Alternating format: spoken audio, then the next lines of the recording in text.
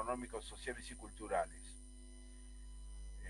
En principio, como vimos al comienzo de, de las clases y analizamos justamente el concepto de teoría de los derechos, vimos que si bien inicialmente la teoría de la Constitución promesa ubicaba los derechos económicos, sociales y culturales en un ámbito de derechos absoluta y totalmente programáticos, salvo pocas excepciones, en las cuales, sobre todo a partir de 1957, cuando se incluyó en la reforma de ese año el artículo 14 bis de la Constitución Nacional, la mayoría de la doctrina constitucional señalaba el carácter programático de esos derechos, es decir, que requerían de un orden normativo posterior que les diera operatividad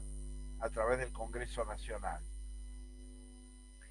Eh, el sistema internacional de los derechos humanos ha ido avanzando lentamente a un nivel de mayor operatividad de los derechos económicos, sociales y culturales, y esto ha sido convalidado de alguna manera por la jurisprudencia de la Corte Suprema de Justicia de la Nación, sobre todo vinculándola con el derecho de la salud a partir del año 2002 en adelante.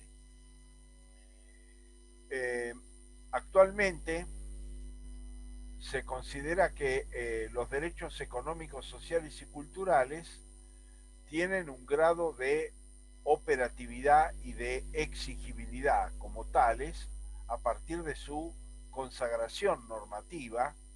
Esto ha sido convalidado por la jurisprudencia de la Corte Interamericana de Derechos Humanos, la que si bien en un principio le daba al artículo 26 de la Convención Americana de Derechos Humanos una operatividad relativa, es decir, exigía, por ejemplo, de que la afectación de esos derechos económicos, sociales y culturales fuese colectiva y no simplemente individual o de pocos casos, o directamente ubicaba o limitaba ese derecho a su relación con el artículo 4, es decir, derecho a la vida, y el concepto de calidad de vida.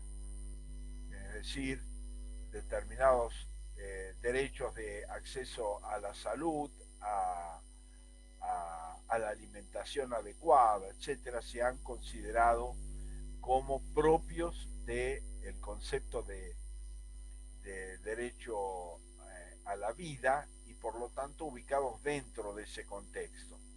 Y esto determinó la relación de operatividad de esos derechos económicos, sociales y culturales en la medida en que estaban vinculados, estaban asociados a derechos civiles y políticos. Este criterio también fue sostenido inicialmente por la Corte Suprema de Justicia de la Nación en diversos casos al hablar del derecho a la salud. Es decir, se entendía que el derecho a la salud se tornaba operativo, es decir, acceso a determinada medicación, acceso a determinado tratamiento, acceso a determinadas intervenciones quirúrgicas o de prótesis, etcétera, se consideraron reclamables judicialmente en la medida en que había una relación mediata con el derecho a la vida. Es decir, que si esa medicación, ese tratamiento, esa intervención quirúrgica, etcétera, no se llevaba adelante o no era accesible, el derecho a la vida del paciente estaba en riesgo. Y vuelvo a insistir, esto ha sido una tendencia de la jurisprudencia de la Corte Suprema de Justicia de la Nación en materia de salud eh, a partir del 2012 en adelante. Ahora bien, la Corte Interamericana, en fallos de estos últimos años, ya ha dado directamente operatividad al artículo 26. Es decir, ya no remite al tema de vida digna o a un concepto de determinado tipo de acceso a derechos económicos vinculados con la vida, sino como derechos operativos consagrados en el artículo 26 de la Convención Americana de Derechos Humanos, que como ustedes saben remite a la Carta Social de la Organización de Estados Americanos, es decir, que remite a la enumeración de derechos económicos, sociales y culturales establecidos en la Carta de la organización. Y sobre todo ha habido precedentes vinculados con los derechos relacionados con el trabajo, por ejemplo. Esto va cambiando la perspectiva también en el caso de la Organización de Estados Americanos, ha establecido el derecho de acceso a la justicia como como una de las exigencias del sistema interamericano de protección respecto a los derechos económicos, sociales y culturales. Es así que lentamente, de un modo gradual, no pleno, se va avanzando hacia una realización operativa de tales derechos. Esto es así en la medida en que todavía existen resistencias, lo vamos a ver cuando analicemos en forma explícita el artículo 14 bis de la Constitución Nacional, que es de alguna manera para nuestro constitucionalismo federal el acceso definitivo al constitucionalismo social. Es por eso que hoy podemos afirmar de que los derechos económicos, sociales y culturales ya no pueden ser calificados como meros derechos programáticos, sino que son derechos que tienen un grado de exigibilidad y un grado de operatividad que el propio sistema internacional de derechos humanos ha ido consolidando.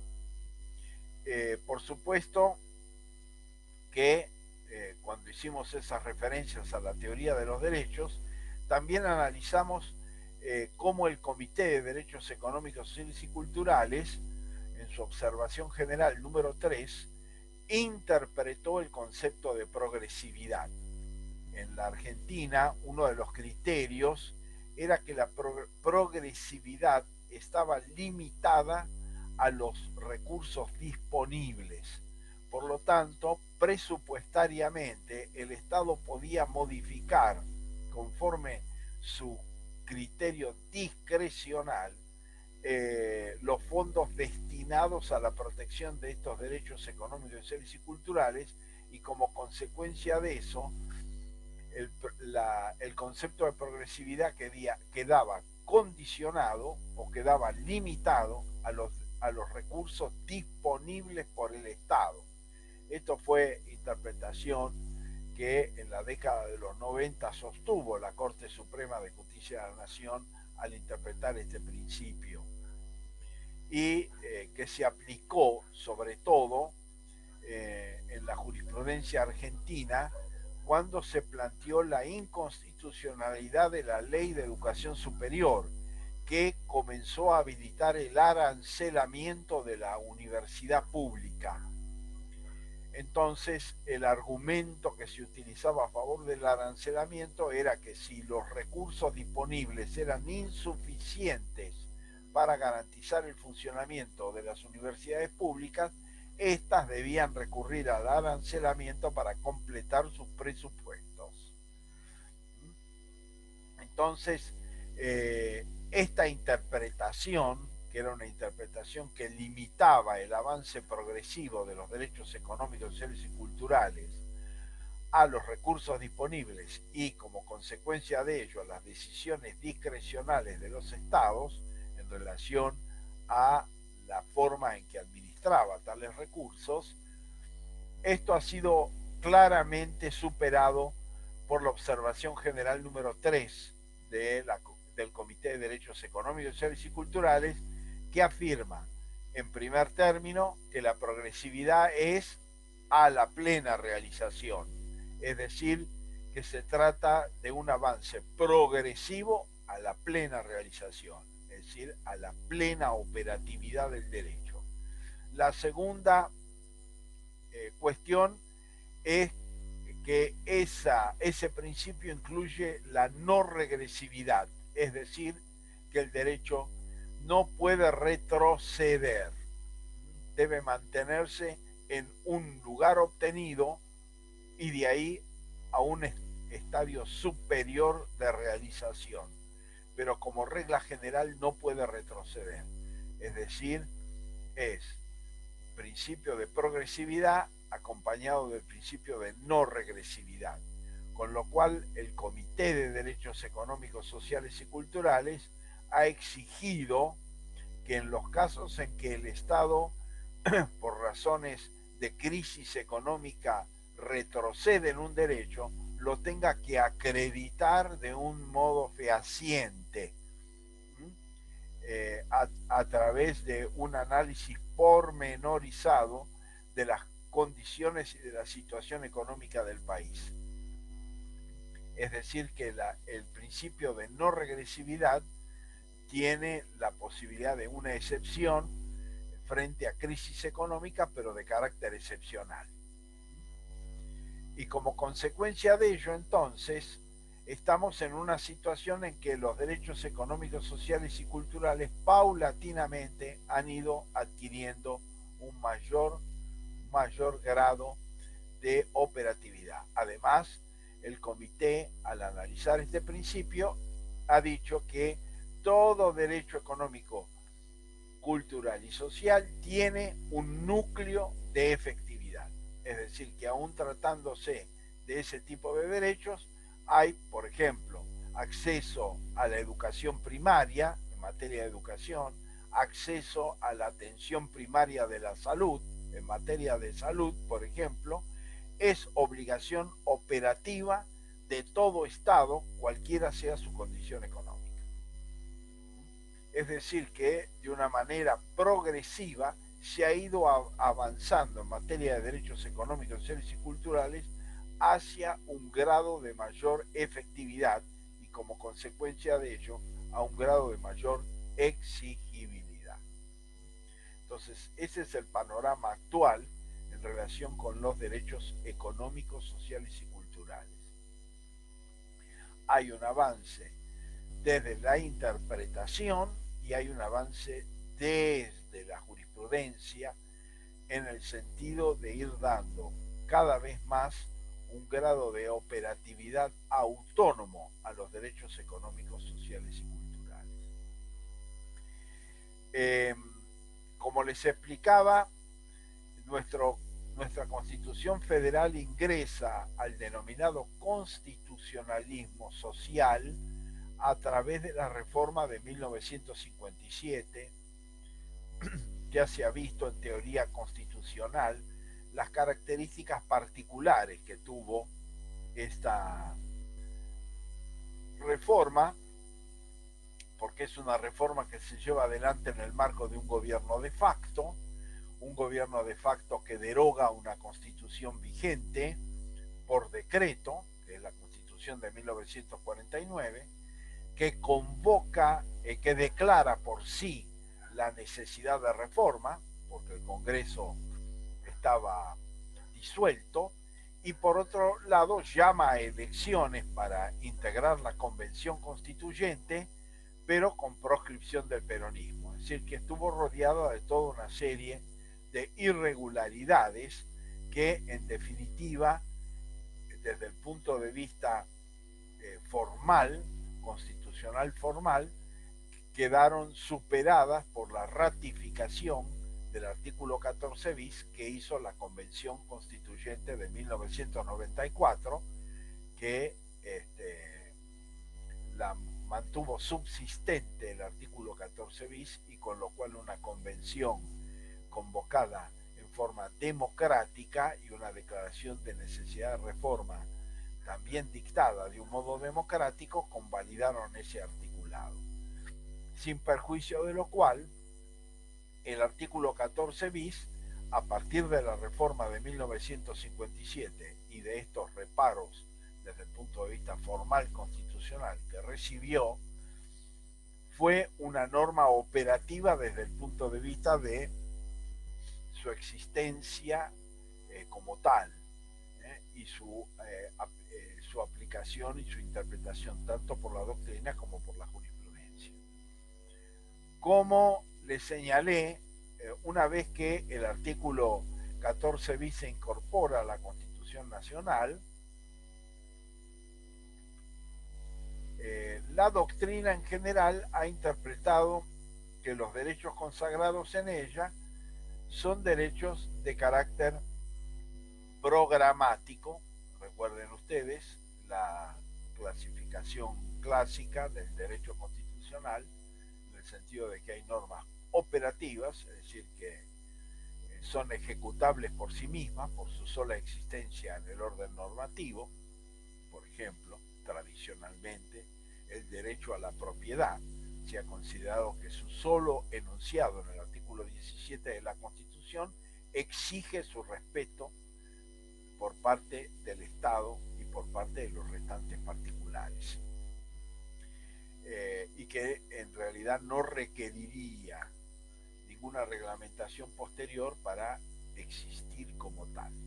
En cambio, los derechos económicos, sociales y culturales se han considerado programáticos y por lo tanto sometidos a la necesidad de un orden normativo que los consagrara como tales y que a su vez los limitara en última instancia en su efectividad concreta a partir de la propia reglamentación legislativa.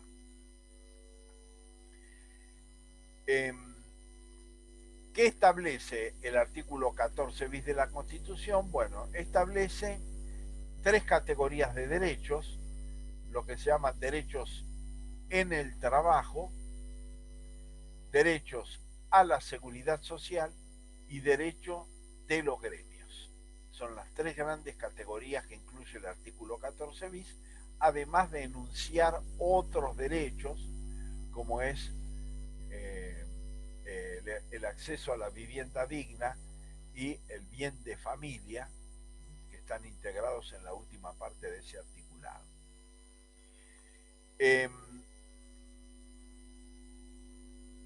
¿Qué establece en principio la primera parte del artículo 14 bis? Bueno, lo que se conocen como derechos en el trabajo, es decir, los derechos de quienes están trabajando. En el derecho internacional de los derechos humanos, por supuesto que se ha ido avanzando no solamente en el sentido de garantizar derechos en el trabajo, sino de procurar garantizar el derecho a trabajar. Es decir, que el derecho a trabajar también se ha ido tornando lentamente en un derecho reconocido como tal, en la medida en que los tratados internacionales de derechos humanos y sobre todo en los derechos económicos, sociales y culturales rescatan la idea del trabajo como una forma de acceso digno a los recursos económicos,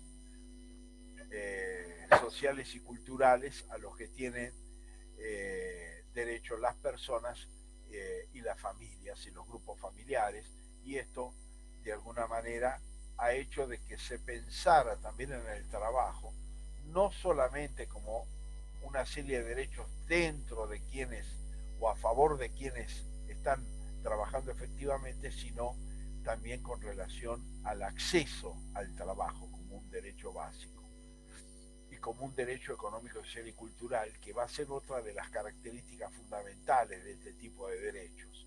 No solamente se trata de garantizar a quien tiene acceso al derecho determinadas calidades y cualidades, sino acceder efectivamente al derecho. Entonces, salud, educación, vivienda, no solamente se tratan de derechos que establecidos como tales deben reunir determinadas características y condiciones, sino que además el derecho a acceder a esos derechos se constituye en el pilar esencial y fundamental de los derechos económicos, sociales y culturales, en la medida en que uno de los problemas del mundo actual es que una parte importantísima de la población no tiene acceso a esos derechos, es decir, no cuenta con un derecho a la salud o una forma de asistencia, no cuenta con un acceso a la educación básica, no cuenta con una vivienda adecuada. Es decir, que esta es una característica que se va a ir profundizando, sobre todo por impulso del derecho internacional de los derechos humanos. Los derechos económicos, sociales y culturales no son solamente derechos que garantizan a quien va a acceder al derecho determinadas cualidades o calidades, sino acceder al mismo derecho como tal.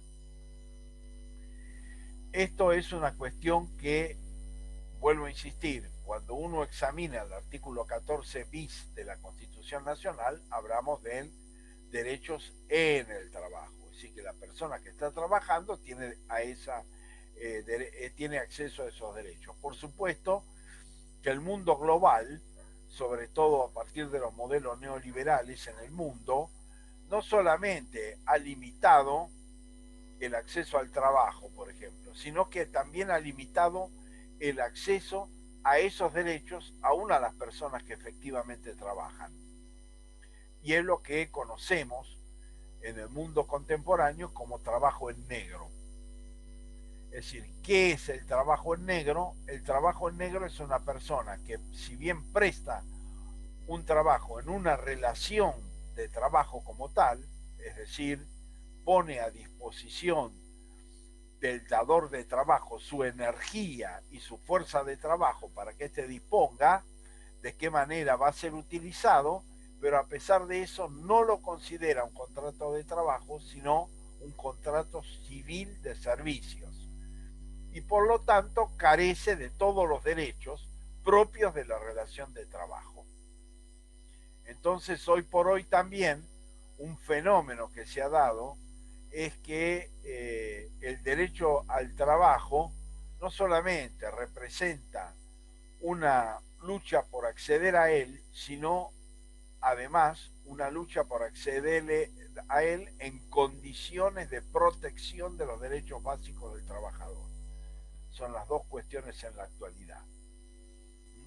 Entonces, sabemos perfectamente que en la Argentina el 35% del total de la población activa trabaja en negro, es decir, trabaja en esta condición, en un contrato de servicios de acuerdo al derecho civil.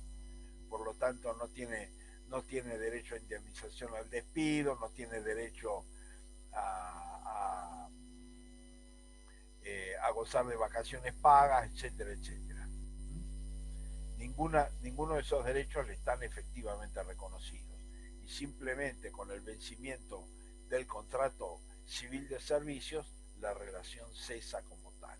Entonces son en realidad relaciones de trabajo encubiertas, es decir, constituyen jurídicamente relaciones de trabajo, pero están encubiertas dentro de un régimen de derechos civiles, es decir, de relaciones civiles y no de relaciones laborales. El derecho al trabajo es un derecho que tiene una larga tradición en su desarrollo normativo y constitucional en la Argentina. Va a comenzar sobre todo en los comienzos del siglo XX a comenzar a reconocerse determinados derechos a favor de los trabajadores. Estos derechos se van a consagrar constitucionalmente en 1949, derogada la Constitución de 1949, luego se van a consagrar en la reforma de 1957. ¿Cuál es la naturaleza central de los derechos del trabajo? Es una relación inequitativa, no equilibrada entre las partes. Es decir, hay una parte más fuerte y una parte más débil. Y por lo tanto, como consecuencia de ello, la norma tiende a proteger a quien considera parte más débil en la relación laboral. Como vimos en el capítulo anterior, al referirnos a los derechos, por ejemplo, de consumidores y usuarios, justamente se va a desarrollar esta idea, se va a ir ampliando esta idea de desequilibrio entre partes a través de lo que se denominan contratos de adhesión. Es decir, hay una parte que no fija las condiciones, sino que adhiere a ellas. ¿eh? Y esto rompe la cuestión del equilibrio, que es un principio básico del derecho civil. Es decir, la idea del derecho civil es que las partes que entran en una negociación contractual lo hacen con igualdad de armas y con igualdad de capacidades. El derecho laboral reconoció que esto no era así y que el trabajador está en una condición de debilidad jurídica frente al dador de empleo. Entonces, ¿esto qué hace? Que la legislación proteja particularmente los derechos de esa parte más débil. Por ejemplo, yo no puedo celebrar un contrato particular frente a una rescisión de carácter extintivo que sea en forma definitiva, si no es con intervención de un funcionario estatal, que sería el Ministerio de Trabajo, o judicial, ¿no? Los tribunales de trabajo, para que adquiera carácter definitivo. Yo, si rescindo un contrato laboral y pacto una indemnización con el empleador, si ese pacto es a la baja, yo quedo con el derecho de reclamar judicialmente la diferencia, cosa que no sucede en el ámbito civil. Si yo resuelvo rescindir y fijo un pacto de reparación, salvo situaciones extremas en las cuales puede haber abuso por parte de la situación de uno de los contratantes, o se pudo haber vulnerado la voluntariedad de quien decide, en general ese acuerdo, aún con pérdidas, queda sellado, queda definitivo y no puede ser revisado. En cambio, en materia laboral, la regla es inversa. Yo acuerdo recibir menos y luego voy a la justicia y reclamo la diferencia, salvo que ese acuerdo, aún por menos, haya sido celebrado con la intervención de un órgano estatal, el caso del Ministerio de Trabajo, o un órgano judicial, un tribunal de trabajo, que avale el carácter equitativo del acuerdo. Entonces, esto genera una situación en la cual la esencia del derecho del trabajo es de protección del trabajador, de lo que se considera la parte más débil de la relación. Por supuesto que, vuelvo a insistir, el trabajo en negro ha puesto en cuestión esta característica. ¿Por qué? Porque ha dejado por fuera del derecho laboral parte de las relaciones de trabajo que efectivamente existen como tales, pero que quedan sometidas a relaciones contractuales civiles, es decir, el contrato de servicios. ¿Qué está disponiendo el artículo 14 bis de la Constitución con respecto a los derechos en el trabajo? El principio, el derecho a una remuneración adecuada, a condiciones, es decir, dignas de trabajo, a igual remuneración por igual tarea, a la posibilidad, digamos, de gozar de vacaciones pagas. Son algunos de los derechos que el artículo 14 bis de la Constitución incorpora. Salario mínimo y vital y móvil es otro de los derechos que están incluidos dentro del artículo 14 bis de la Constitución. En general, la doctrina ha sostenido que el único dispositivo operativo del artículo 14 bis en esta materia es igualdad de remuneración por igual tarea. Es decir, que si una persona cumple una tarea determinada, que tiene fijada una remuneración determinada, generalmente por los convenios colectivos de trabajo, entonces, aun cuando esté en una categoría inferior, pero hace el trabajo de una categoría superior, tiene derecho a percibir el salario propio de esa categoría superior cuya tarea está cumpliendo, aun cuando desde el punto de vista de la categoría laboral reconocida por el empleador sea inferior. Entonces es la tarea la que determina la remuneración como tal. Entonces si la persona desarrolla una tarea correspondiente a una categoría superior, le corresponde percibir la remuneración de esa categoría. Y ese es un principio que la doctrina constitucional ha entendido como operativo. Por supuesto que debe haber una remuneración fijada para las distintas categorías y una descripción de las actividades propias de cada categoría para poder determinar esa operatividad. Pero es el único principio que por su solo enunciado se considera parte de la Constitución. Los restantes se consideran necesarios en la medida en que debe haber un acuerdo o debe haber un dispositivo normativo que lo establezca. Entonces, por ejemplo, vacaciones pagas, y debe haber una reglamentación que determine qué vacaciones corresponden, por qué periodo de trabajo y qué remuneración le corresponde por ese periodo que la ley establece como obligatorio como vacaciones. Es decir, en general la legislación lo que establece es que a mayor antigüedad, mayor temporalidad de las vacaciones, de las vacaciones pagas. ¿Qué significa vacaciones pagas?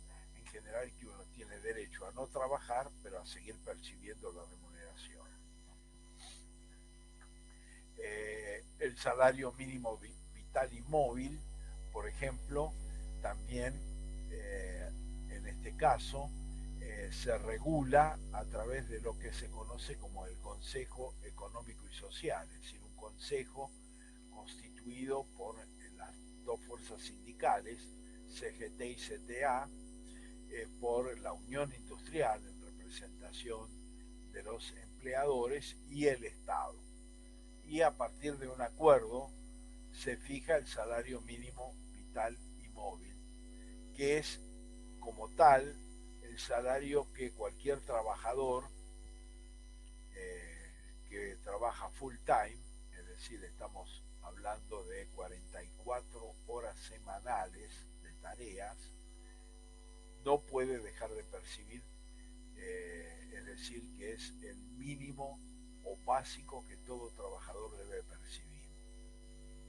Por supuesto que en qué impacta el carácter programático del dispositivo. Es que si el Estado no fijara en ese nivel de acuerdo el salario mínimo vital y móvil, yo no podría recurrir por una acción judicial que se conoce como inconstitucionalidad por omisión, la posibilidad de solicitarle a un juez que sí fije el salario mínimo vital y móvil, al menos en un caso concreto.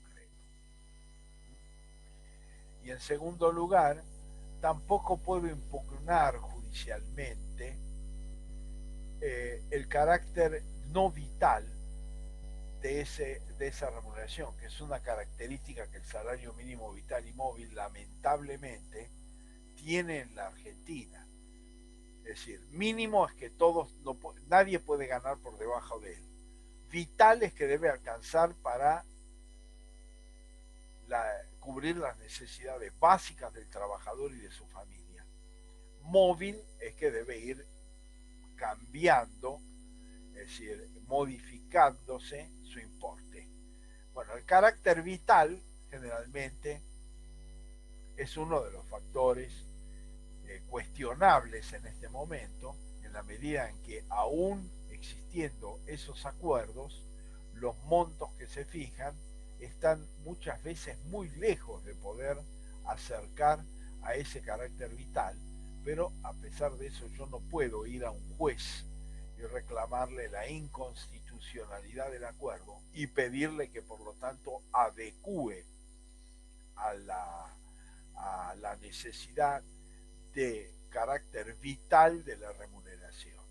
Bueno, esta es una limitación que perdura en el sentido del carácter programático de estas normas.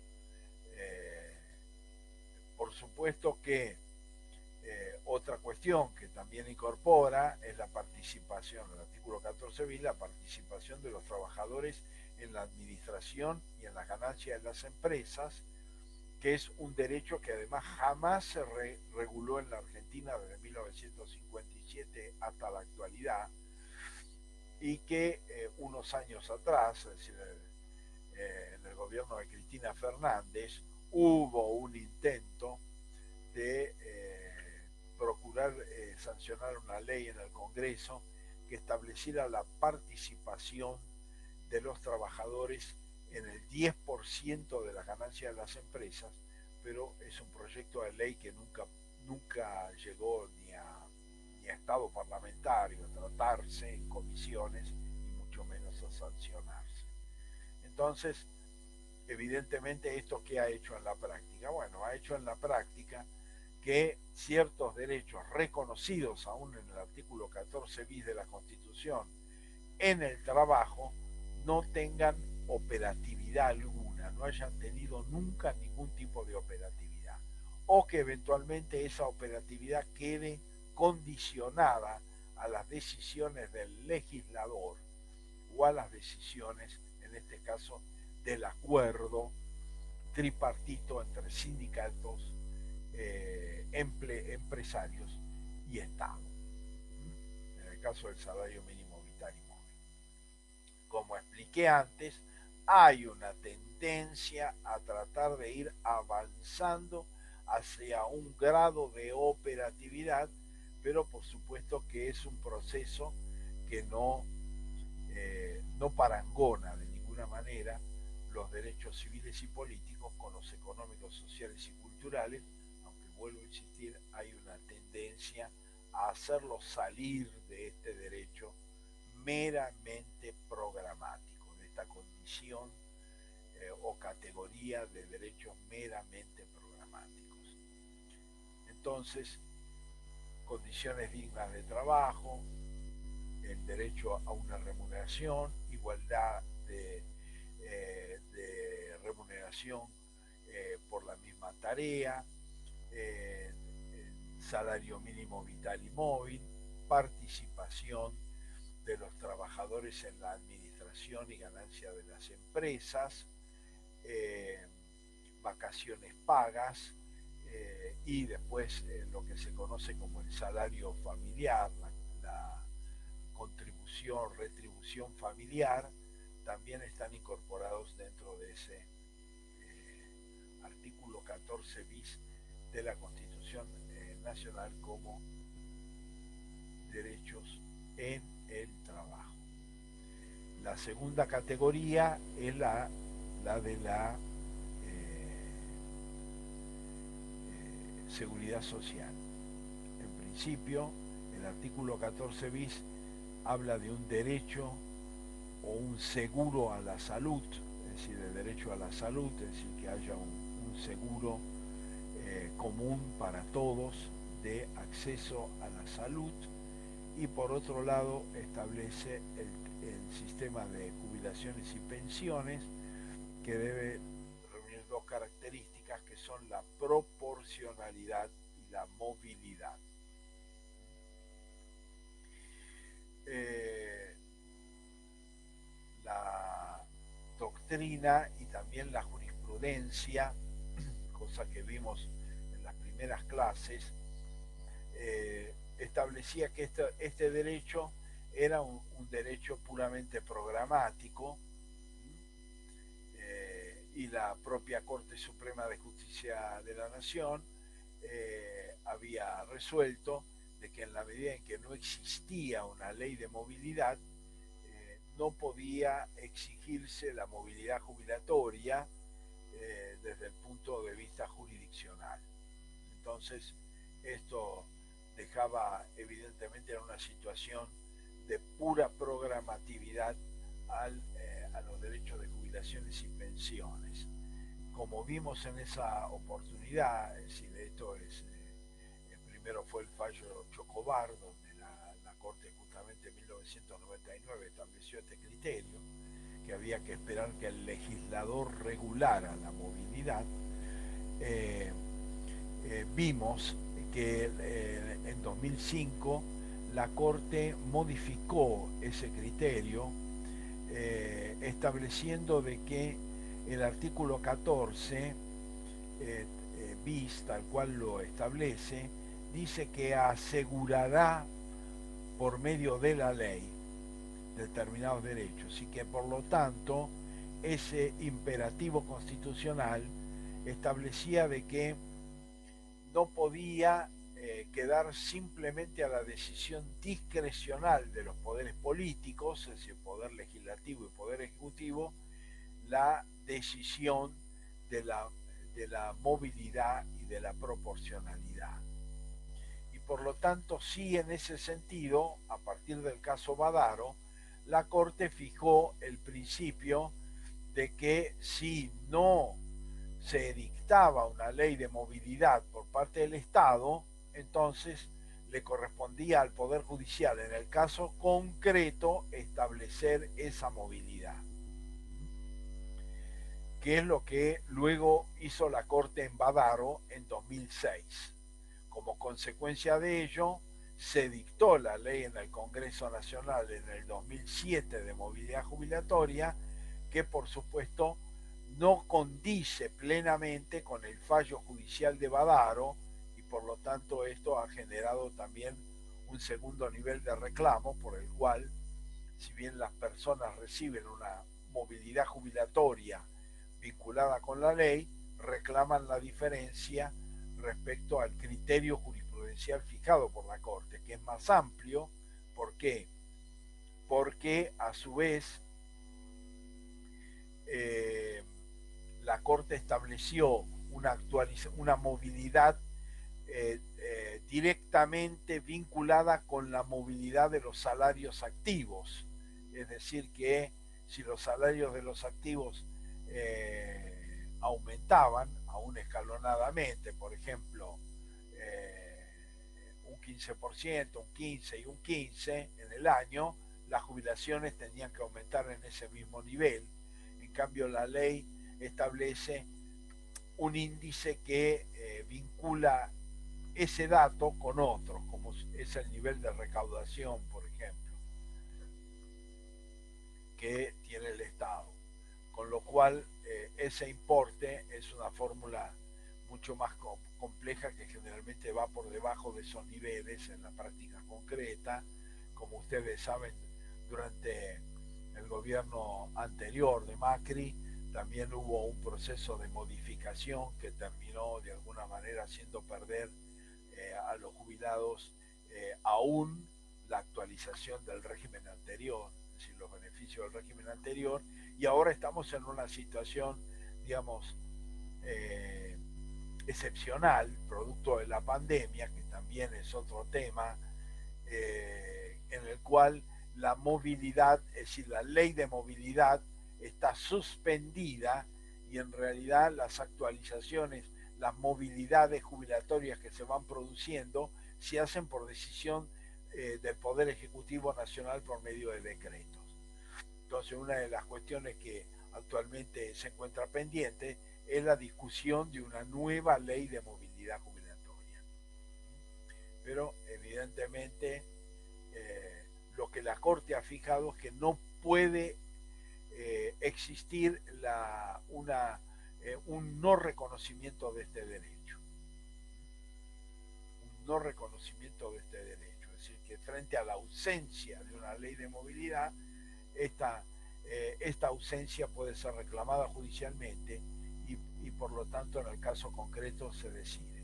Por supuesto que si hay un régimen de movilidad determinado, establecido por ley, bueno, la vía de impugnación ya es plantear su inconstitucionalidad. Estamos en un segundo nivel, digamos, de reclamo, que es un poco lo que está sucediendo en la actualidad, en la medida en que hay una incompatibilidad entre los niveles de movilidad aplicables y los que corresponden al precedente Badaro de la Corte Suprema de Justicia de la Nación del 2006.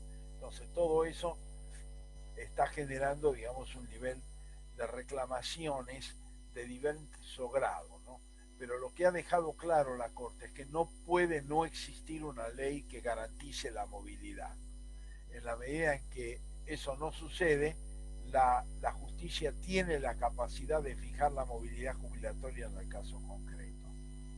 Y en general se aplica ese mismo criterio, digamos, de relación entre el aumento del activo y el aumento a los pasivos, es decir, a los jubilados y pensionados, en la medida en que hay otra característica, además de la movilidad, que la Constitución garantiza, que es la proporcionalidad. ¿Proporcionalidad en relación a qué? Es decir, la jubilación o la pensión tiene que ser proporcional a qué. Bueno, tiene que ser proporcional al ingreso del activo. Es decir, que lo que ha establecido la Corte como regla, en general, es que esa proporcionalidad debe al menos cumplir con el 70%, una relación del 70%, es decir, que un trabajador que se jubila debe cobrar el 70% del ingreso activo, el ingreso como activo. Esto durante la década del 90 se distorsionó severamente. ¿Por qué? Porque se estableció una práctica, además, en relación a los trabajadores, en relación de dependencia y dentro del régimen del derecho del trabajo, que fueron los aumentos salariales no remunerativos que se comenzaron a aplicar, y por lo tanto, como no eran no remunerativos, no aportaban al sistema jubilatorio ni aportaban tampoco al sistema sindical y al sistema de salud, con lo cual esto en la práctica, ¿qué generaba? Que una persona que se jubilaba en esas condiciones, el 70% era solamente sobre los importes remunerativos y excluyendo los no remunerativos.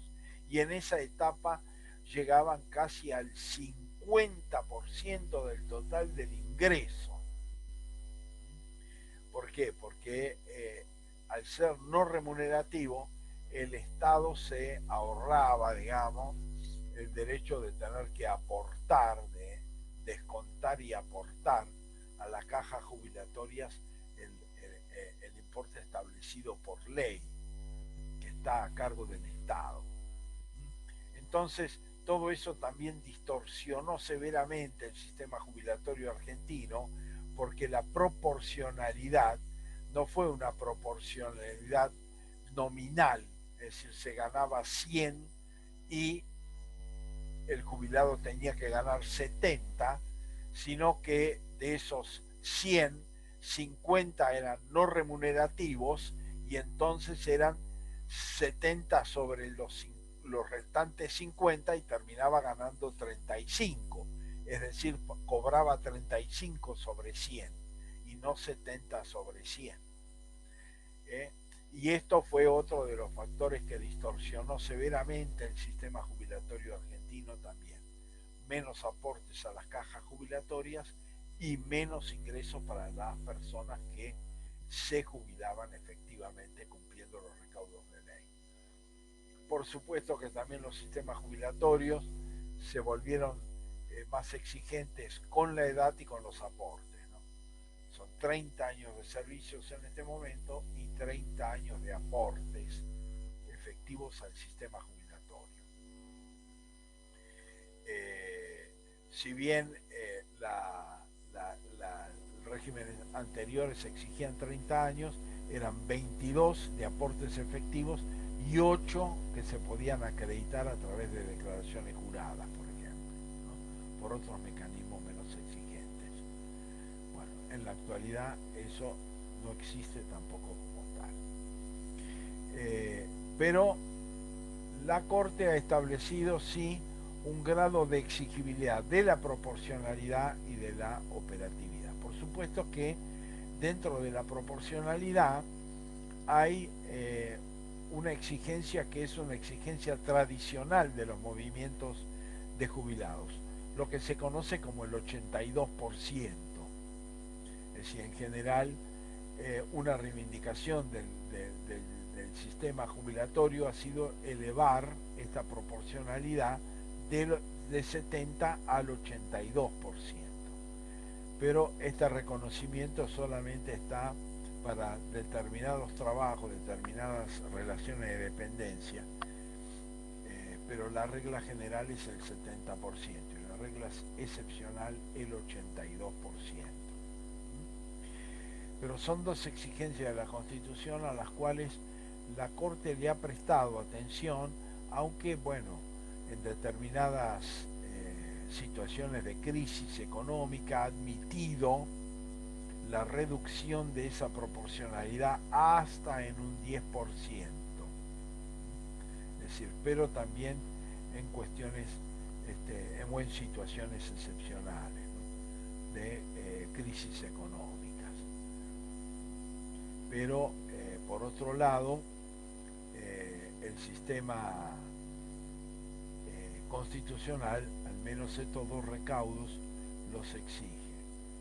Proporcionalidad entre activo y pasivo y movilidad, es decir, que haya una modificación de los importes jubilatorios en el sentido de que satisfagan, en la medida de lo posible, pero que la idea de la Constitución es que satisfagan las necesidades básicas, primarias y fundamentales de los jubilados y de las jubiladas. Por último, el artículo 14 bis de la Constitución hace referencia a lo que se denominan los derechos de los gremios. Los gremios tienen tres derechos básicos reconocidos por la Constitución Nacional. Uno, el derecho a huelga, es decir, el derecho a no prestar las actividades como una forma de reclamación de reivindicaciones salariales y de condiciones de trabajo. En general, cuando la única medida legal que en realidad tienen los gremios frente a la reticencia patronal o estatal para el reconocimiento de aumentos salariales o mejoramiento de las condiciones de trabajo, es la huelga. Es decir, no llevar adelante las tareas. Hay dos temas con respecto al derecho a la huelga que se han discutido. Uno es si el derecho a la huelga es un derecho de los sindicatos exclusivamente, es decir, de los gremios, o es también un derecho de los trabajadores, es decir, que los trabajadores puedan ejercer el derecho a huelga aún en contra de la voluntad sindical.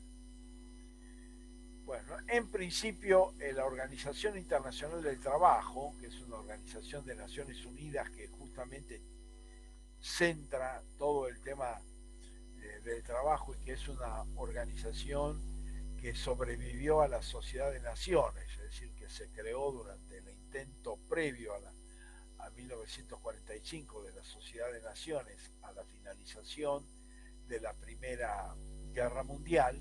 La Organización Internacional del Trabajo, OIT, es como se la conoce vulgarmente, fue reconocida además en las Naciones Unidas a partir de 1945, y en general la OIT establece no solamente el derecho a la diversidad en la sindicalización, es decir, que los trabajos pueden generar distintas organizaciones sindicales, sino que además establece el derecho a huelga de los trabajadores, no solamente de los sindicatos. Hace unos pocos años atrás, la Corte Suprema de Justicia de la Nación fijó el criterio de que conforme el artículo 14 bis de la Constitución, es decir, con una interpretación literal del texto, solamente los derechos de huelga pueden ser ejercidos por los sindicatos. Y por lo tanto se exige que el sindicato convoque a la huelga para que esa huelga se considere legal.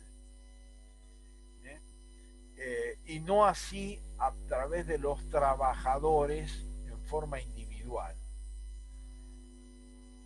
¿Por qué? Porque si la huelga es ilegal, entonces el empleador puede tomar, digamos, determinadas represalias legales, como es intimar al trabajador a incorporarse a las tareas bajo apercibimiento, por el término de 24 horas, de abandono. Y por lo tanto, si ese derecho a huelga no está legitimado eh, por el sindicato, esto podría dar lugar también a la posibilidad de que el trabajador que lleva adelante un derecho a huelga, o un conjunto de trabajadores que lleva adelante el derecho a huelga, pero que el sindicato no avala, evidentemente eso podría llegar a dar lugar a represalias por parte del empleador que estarían legitimadas. Y la común es que, como consecuencia de la huelga es ilegal, y como consecuencia de ello el trabajador puede ser intimado a reincorporarse, y si no se reincorpora puede considerarse su actitud abandono de trabajo, y por lo tanto no tener derecho a la indemnización propia en el caso de rescisión laboral incausada, que además es otro de los derechos básicos que reconoce el artículo 14 bis, ¿no? Que también hay que distinguir acá con respecto al despido incausado, la indemnización por despido incausado, que en el caso del empleado público, el artículo 14 bis de la Constitución reconoce a favor del empleado público lo que se llama la estabilidad absoluta, es decir, que un trabajador, un empleado público en planta permanente, inicia un juicio porque cobra el sueldo de un modo inadecuado, no cumpliendo con la ley, puede demandar, y el Estado no lo puede despedir, es decir, permanece en forma permanente en la tarea, aún formulando una reclamación contra el mismo Estado, salvo que el Estado le lleve adelante un sumario y le determine previamente una causal legítima de cese en las tareas.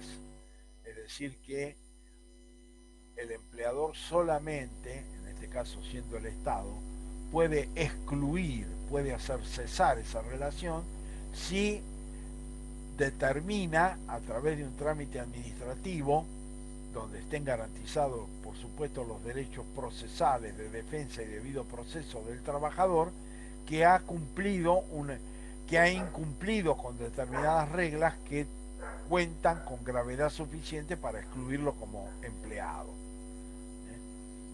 Entonces, esto genera lo que se llama la estabilidad absoluta. El empleo privado, es decir, la relación de trabajo privada, tiene lo que se llama la estabilidad relativa, es decir, el empleador puede despedir sin causa alguna a un trabajador, sin ningún motivo, sin ninguna razón, simplemente darle el preaviso y decirle dentro de 30 días la relación laboral cesa, pero debe pagarle una indemnización. una indemnización por ese cese incausado. Pero en este caso la relación de la estabilidad es diferente, es relativa en el empleado privado, es absoluta en el empleo público, es decir, el tratamiento de la ley es diferente. En esto también hay una situación de tratamiento distinto, pero la estabilidad absoluta está reconocida como tal por el propio texto constitucional y por la jurisprudencia de la Corte Suprema de Justicia de la Nación en esta materia, y exige al Estado entonces probar el mal desempeño del empleado y la gravedad de ese mal desempeño que justifica el cese, porque podía ser otra sanción, una suspensión o un apercibimiento, por ejemplo. Entonces no solamente hay que demostrar la mala conducta, sino que hay que demostrar que esa mala conducta tiene la gravedad suficiente para generar el cese y no otro tipo de sanción más leve. Bueno, retomando entonces en el caso de los sindicatos y el derecho a la huelga, por supuesto que la Corte ha fijado este criterio de huelga como de los sindicatos, de acuerdo a una interpretación literal del artículo 14 bis, aunque el sistema internacional ha reconocido el derecho a la huelga como un derecho de las personas, de los trabajadores como tales, como también ha reconocido el derecho a la sindicalización, que es otro tema que es de debate en la Argentina, porque el sistema de sindicalización argentino, si bien la Argentina admite la sindicalización, es la sindicalización a través de un mecanismo de sindicato único y de confederación única.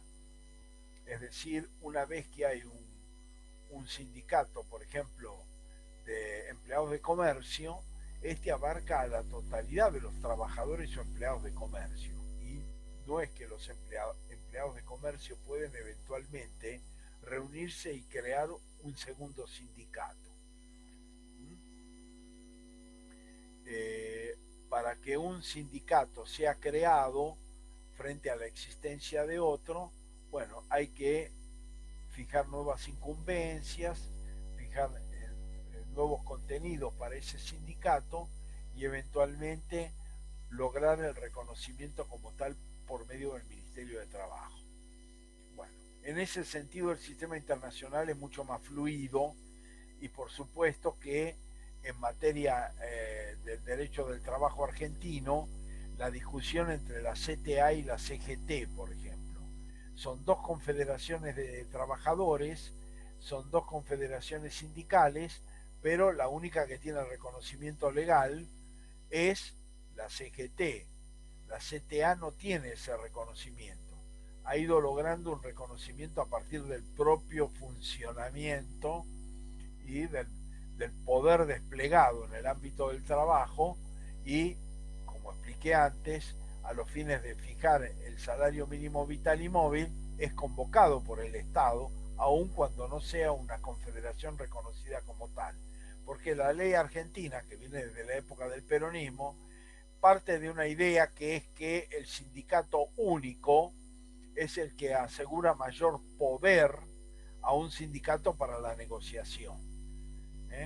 Que si, y esto tiene un cierto viso de realidad, porque durante el menemismo, una de las ideas que se pretendieron llevar adelante para debilitar el régimen sindical argentino fue lo que se denominaron sindicatos por empresa.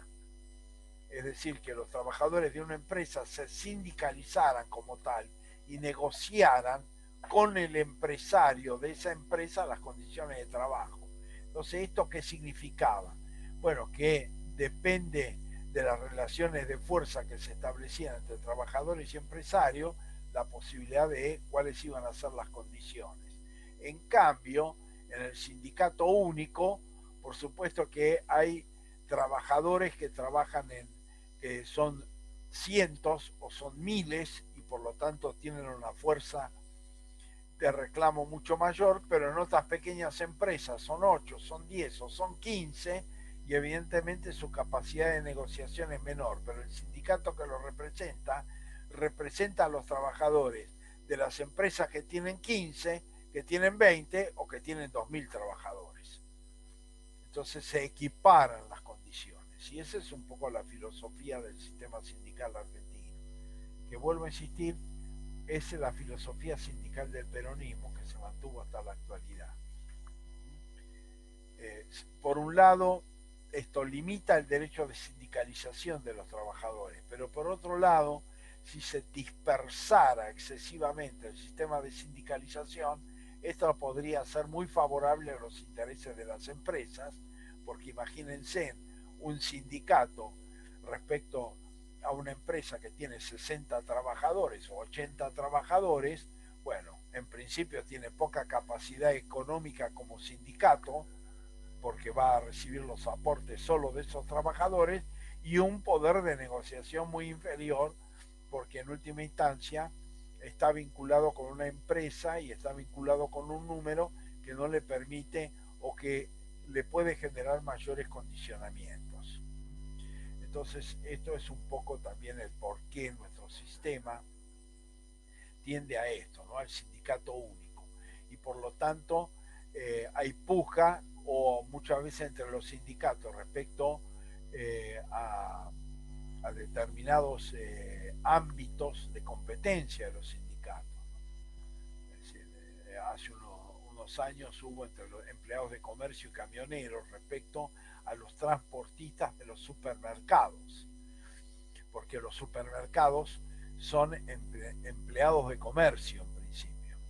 Pero ¿cuál era el reclamo de los camioneros? Que los que manejaban los camiones de los supermercados eran camioneros y tenían que estar bajo el régimen de los camioneros y no del régimen de los trabajadores de comercio. Entonces se pueden generar ese tipo de pujas justamente porque la representación es única, ¿eh? Y el régimen es único y por lo tanto hay que fijar o determinar o dirimir un conflicto entre sindicatos existentes. Y si eventualmente se quiere constituir uno nuevo, ese nuevo sindicato debe abarcar un conjunto de personas, un conjunto de actividades y un conjunto, digamos, de incumbencias diferentes a las ya existentes. Y esto de por sí entonces representa una limitación. Pero hay acá una puja que tiene que ver entre la dispersión sindical y la concentración sindical y el mayor nivel de exigibilidad en la recomposición de las condiciones laborales y remunerativas. Eh, Además de la huelga, están las convenciones colectivas de trabajo, celebrar las convenciones colectivas de trabajo, por lo tanto los sindicatos celebran estas convenciones colectivas que son las que fijan las condiciones de trabajo y las remuneraciones correspondientes a cada una de las categorías. Por lo tanto, esto es lo que decía antes, el convenio colectivo de trabajo fija las categorías, fija las tareas propias de cada una de las categorías, fija las remuneraciones correspondientes a cada una de esas categorías y además fija las condiciones de trabajo en general, ¿eh? Que se corresponden en cada una de esas situaciones. Es decir, que no solamente abarcan los vinculados con la salubridad de los lugares de trabajo, sino también con la seguridad vinculada a las tareas, con lo que se refiere al equipamiento, a las protecciones que el trabajador debe recibir conforme sea el riesgo propio de cada una de esas actividades. Bueno, todo eso se negocia en lo que se conocen como convenciones colectivas de trabajo, que cada uno de los sindicatos celebra con el sector empresario. Entonces, vuelvo a insistir, en la medida en que hay sindicalizaciones concentradas, la capacidad de negociación y de equiparación de las condiciones de trabajo son más factibles que si estuviera disperso. Pero la convención colectiva de trabajo es una forma de regular las condiciones generales en las cuales se desempeñan las tareas, y no solamente vinculado con la remuneración, sino vinculado con las tareas a ejecutar y vinculado con las condiciones de las tareas a ejecutar y vinculado también con las condiciones de salubridad y con las condiciones de seguridad que esa tarea exige. Por ejemplo, para poner algo sumamente actual, uno de los fenómenos que ha producido la situación de la pandemia es justamente lo que se establece como el teletrabajo, es decir, la posibilidad de no trabajar en un lugar determinado, en una oficina o en una dependencia propia del empleador, sino desde la propia casa. Entonces, esto va generando la necesidad de abordar una nueva forma de tareas y nuevos límites, es decir, el derecho a la desconexión, las formas de procurar fiscalizar las horas de trabajo de este mecanismo frente a la tarea en el lugar de trabajo, que era diferente, se cumplía un horario, la persona salía, bueno, pero en su propio domicilio esa tarea es más discontinua, tiene otras características. Bueno, el fijar esas condiciones, el fijar los límites de cómo se controla el horario, cómo se controlan las condiciones, el determinar, por ejemplo, el acceso adecuado a la tecnología, por ejemplo, para poder desarrollar las tareas, etcétera. Bueno, eso genera una nueva situación, nuevas condiciones de trabajo que deben ser debidamente acordadas y debidamente pactadas. Y esto es parte de lo que de la negociación de lo que se llaman las convenciones colectivas de trabajo, es decir, la capacidad de negociación que los sindicatos tienen con el dador de empleo para fijar las condiciones, los requisitos, las formas en que esa tarea se va a llevar adelante, además de lo particular o de lo específico de la remuneración. Además del derecho a la huelga y de la convención colectiva de trabajo, lo que establece el sindicato es el derecho a convocar a la conciliación obligatoria, la posibilidad de la conciliación obligatoria. Bueno, la conciliación obligatoria es un derecho que está establecido legislativamente y que también proviene, digamos, de la negociación, del proyecto, digamos, propiamente del peronismo, que como ustedes saben, es el principio de conciliación de clases. ¿eh? El peronismo en su historia, digamos, a partir de 1946 en adelante, ha planteado la idea de la conciliación de clases y por lo tanto, ¿cómo se logra esa conciliación? Bueno, esa conciliación se logra a partir de acuerdos entre partes, entre empleados y empleadores, con la mediación del Estado. Esto es lo que se llama la conciliación obligatoria. Si bien la conciliación está establecida como un derecho de los sindicatos, lo cierto es que la legislación le ha dado al Estado un instrumento para forzar esa negociación. Es decir, que el Estado puede fijar la conciliación obligatoria y la conciliación obligatoria, por lo tanto, una vez fijada por el Estado, generalmente a través del Ministerio de Trabajo, las partes empujan, deben cesar las acciones directas que estén llevando adelante, huelga o lockout, en el caso de los empresarios, y fundamentalmente suspender los despidos ¿eh? Que hubieran estado llevándose adelante durante la etapa de conflicto. Se entra en un proceso de negociación y como consecuencia de ese proceso de negociación, en realidad la ley establece 15 días y y establece la posibilidad de prorrogar por 15 días más ese periodo a fin de llegar a un acuerdo.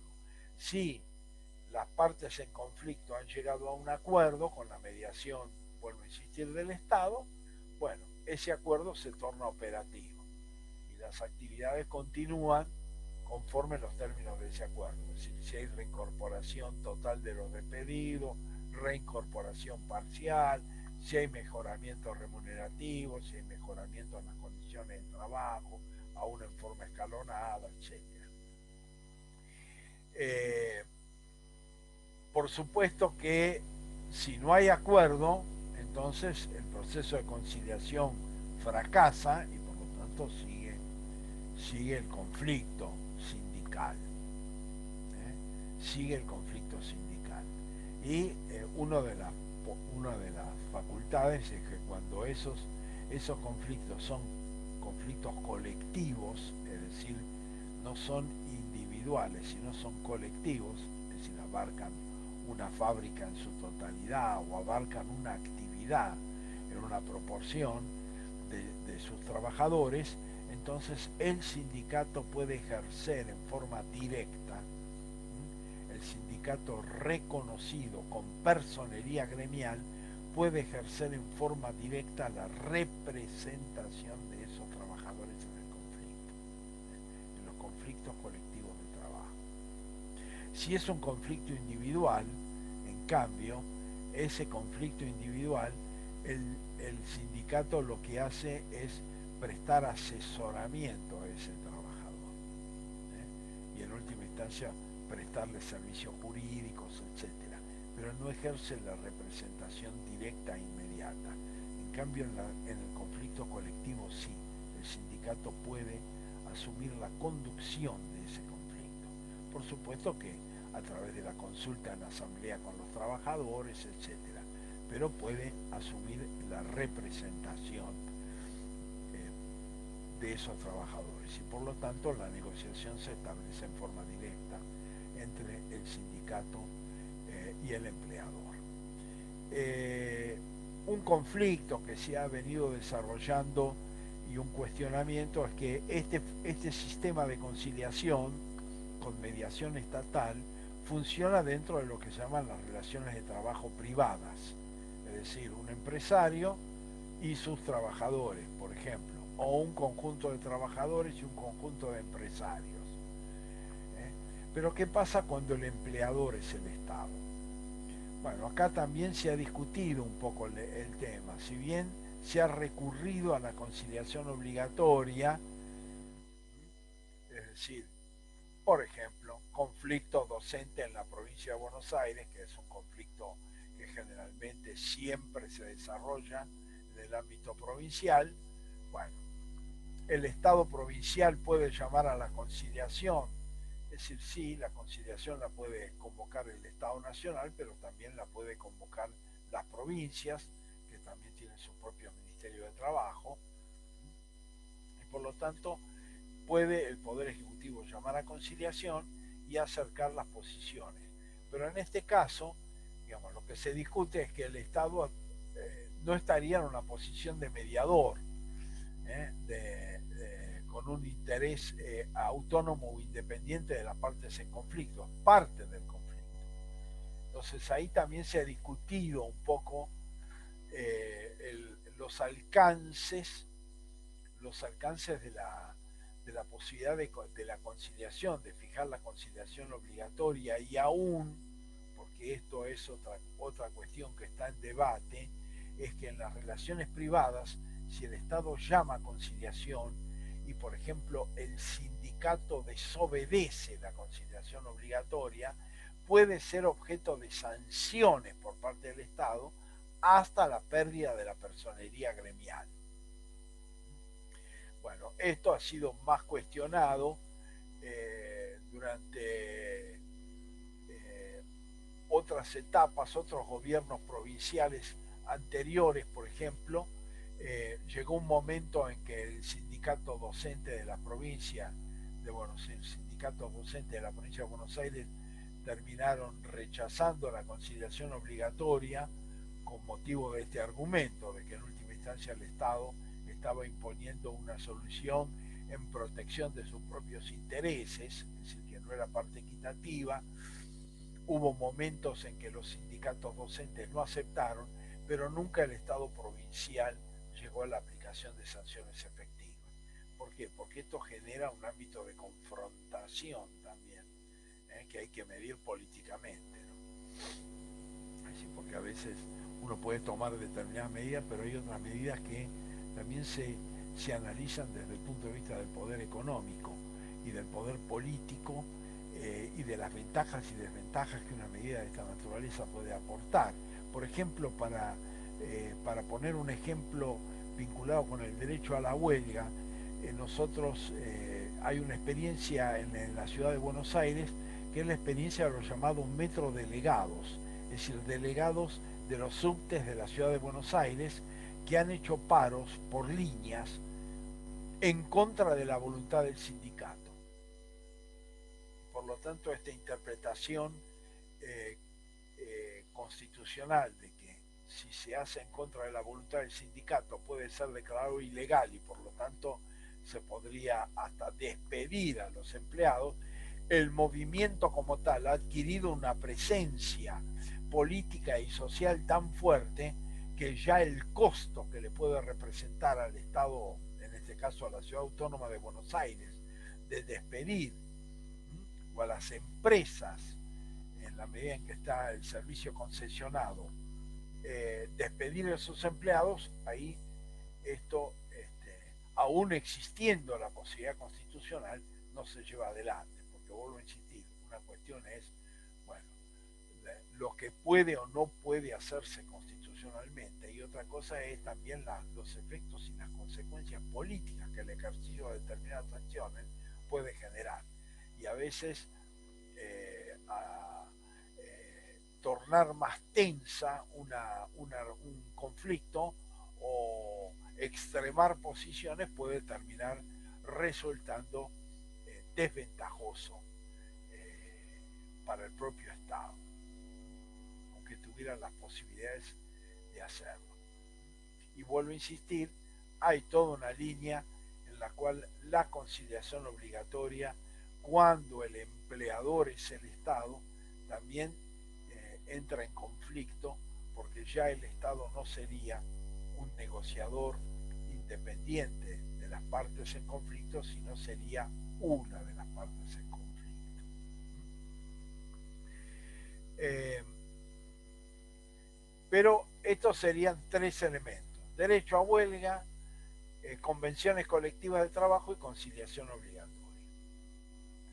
Son las tres modelos que, vuelvo a insistir, modelos que se corresponden con el modelo de agremiación, de sindicalización y de negociación de convenciones colectivas de trabajo y de conciliación obligatoria, que de alguna manera responden al modelo sindical del peronismo, ¿no? Que es concentración, única confederación, único sindicato,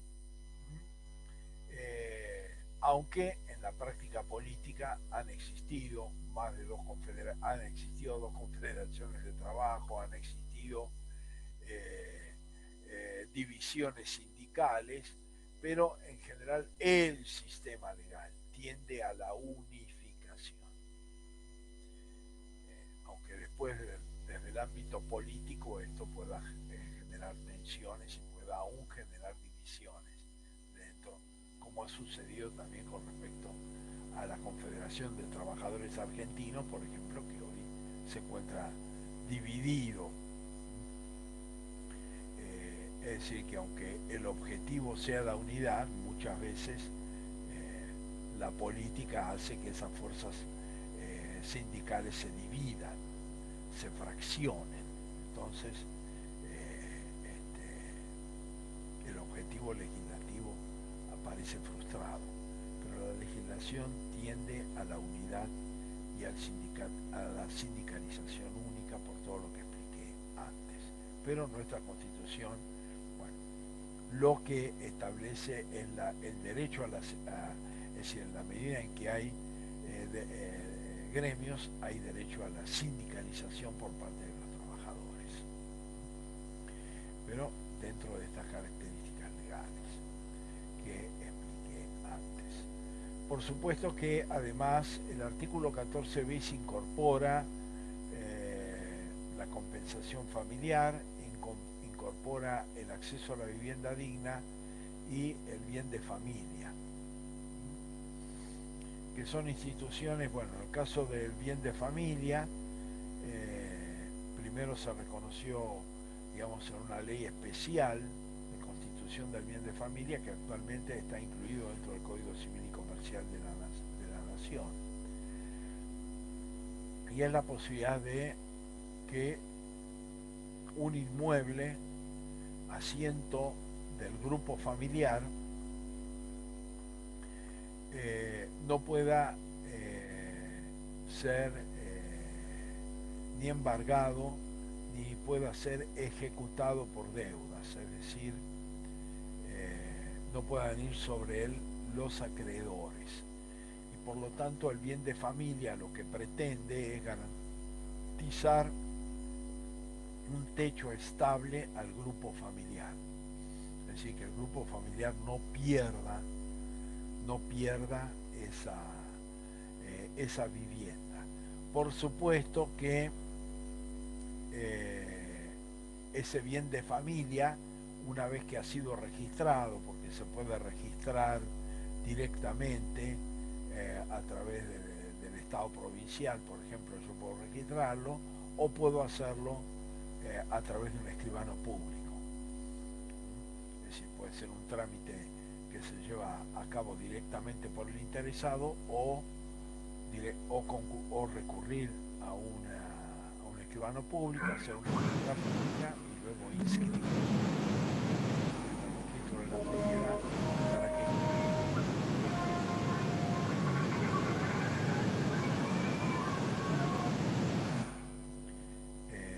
entonces, eh, ¿cuál es el límite del bien de familia? Que una vez que un bien, un inmueble, ha sido registrado como bien de familia, no puede ser ofrecido como garantía para obtener un préstamo, por ejemplo. La segunda cuestión es que el bien de familia produce sus efectos una vez que se ha registrado. Es decir, que la deuda previa a la registración sí puede ejecutarse. Esta es la segunda limitación. El tercer elemento es que como bien de familia yo puedo solo inscribir un bien. Es decir, no puedo inscribir 2 o 3 bienes como bien de familia. Es decir, porque se entiende que es el único asiento familiar. Pero sobre todo era esto, que el bien de familia, que es asiento del hogar conyugal y del hogar familiar, no esté sujeto a los avatares económicos del grupo. Luego el acceso a la vivienda digna también está reconocido, digamos, en el artículo 14 bis de la Constitución Nacional, pero es un derecho que su operatividad está sometida a la legislación, es decir, a la ley que garantice adecuadamente ese derecho a partir de préstamos para la vivienda, de mecanismos o de sistemas vinculados a préstamos a la vivienda, que en realidad hoy es un banco que está privatizado, pero que se originó como un banco de crédito público, que es el Banco Hipotecario, que antes era Banco Hipotecario Nacional, y ese Banco Hipotecario Nacional se creó centralmente para favorecer el acceso al crédito para la vivienda. Hoy es un banco privado que funciona como un banco más, digamos, ¿no? Pero originariamente el Banco Hipotecario Nacional tenía esta finalidad. Por otro lado, bueno, el acceso a la vivienda, sabemos perfectamente que el acceso a la vivienda es uno de los grandes problemas sociales de la Argentina. Y por supuesto que lo hemos vivido muy recientemente, en la medida en que se van produciendo ocupaciones de tierras por quienes carecen de vivienda y, en definitiva, Estado termina expulsándolos, porque en última instancia se trata de delitos contra la propiedad privada, pero muchas veces sin dar soluciones reales a esos problemas de vivienda. Es decir, que hay hay una gran paradoja, que es una paradoja de Mar del Plata también, cuando uno la ve. Es decir, hay mucha construcción de vivienda, pero poca ocupación. Es decir, cuando uno mira los edificios de la ciudad durante el invierno, ve que muchos de esos edificios de 10 pisos, 15 pisos, 20 pisos, tienen muy pocas luces, es decir, pocos departamentos ocupados. Entonces uno de los fenómenos que se está dando en la Argentina, y de los cuales nosotros somos testigos, es que se construye vivienda para la especulación y no para cubrir la necesidad. Ese es uno de los problemas. Entonces ahí se fomenta la construcción, pero la construcción no se fomenta para la vivienda. Por eso ahí ha habido algunas legislaciones en las cuales se trata de generar beneficios impositivos, etcétera, crediticios para la construcción de vivienda destinada a la ocupación familiar, ya sea para que la ocupe quien lo construye o lo ponga en alquiler, pero que estén destinados a la vivienda efectiva y no a la especulación, porque la especulación inmobiliaria es una de las especulaciones crecientes y permanentes en la Argentina y en el resto del mundo. Piensen ustedes que la famosa crisis del capitalismo del 2008 se va a desatar en Estados Unidos en el 2007 como consecuencia de la saturación de la especulación inmobiliaria, es decir, de la compra-venta de inmuebles a los fines de obtener ganancia. Entonces es un fenómeno que no es propio o exclusivo de la Argentina, pero uno ve un nivel de construcción que no está en relación con un nivel de ocupación. Entonces, ¿esto qué está significando? Bueno, está significando de que hay un nivel más destinado a la especulación que destinado al hábitat. Entonces, este es uno de los problemas centrales. Hay que señalar que actualmente, además, ese derecho a la vivienda, tanto por imperativo del sistema internacional de derechos humanos, como es el Comité de Derechos Económicos, Sociales y Culturales, donde ha abordado el tema de la vivienda, donde no solamente ha abordado la vivienda desde la perspectiva de las condiciones materiales, es decir, de esa vivienda, es decir, respecto a la solidez, respecto a la aireación, respecto a la calidad de habitabilidad de la vivienda, sino además a lo que es otros aspectos ya no vinculados con la vivienda, sino vinculados con la zona, con la región en que esas viviendas se construyan y donde ya está relacionado con el acceso a los servicios públicos, es decir, no solamente electricidad, agua potable, cloacas, servicio público de transporte, accesibilidad a los centros escolares y a los lugares de trabajo, etcétera. Por eso también todo eso actualmente se ha ido desarrollando en la Argentina en particular y en el mundo en general en lo que se denomina el derecho a la ciudad.